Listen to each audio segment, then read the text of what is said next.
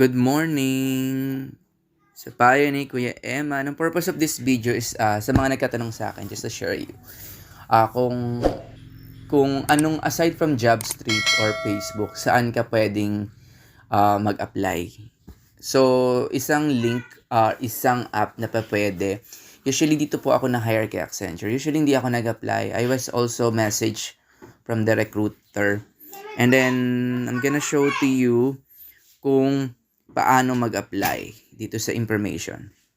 So this is like a job street, para siyang online resume. Ito po siya. That is LinkedIn. Pinakita ko sa inyo. That is LinkedIn. Ayan po itsura ng LinkedIn. Ayan. Parang information mo yan, ang resume.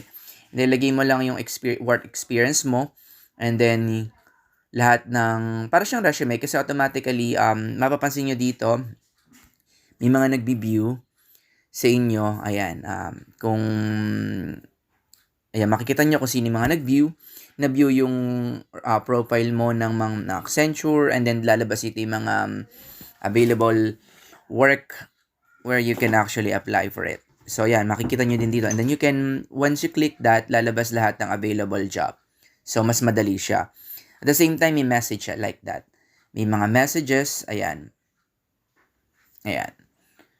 Ayan o, may nag-message, Hi, Emmanuel, as Civil DDoS Ops Specialist, Team Lead, as Accenture in the Philippines and Financial Services. Are you ready to transition your SS language program, Python? Ito naman yung mga nag-o-offer sa akin ng training. Yan. And then, kung may interesado sa'yo dito personally, like this one, ayan. Hi, Emmanuel, this may help you. Ayan. Madaming nagme-message sa akin related kung may offer na job. And then, sa job search naman, ayan naman yan, available, recommended of you based on your skills.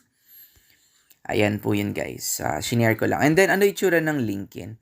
So, sa Play Store, pag kinlik niyo yung Play Store, this is how it look like. Sabi ko LinkedIn, di ba? Yan. Da-download nyo lang siya.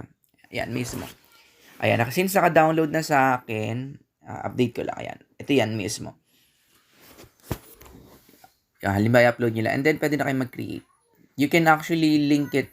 Si Accenture, Principal, and other stuff, they allow to use this one. They can link this to your profile para makita nila yung skill set mo. Yun nga guys, since nag-update pa siya, so balikan natin yung LinkedIn. Yan nga. And dito din guys, ang kagandahan, may mga pre-training tayo. And then may paid training.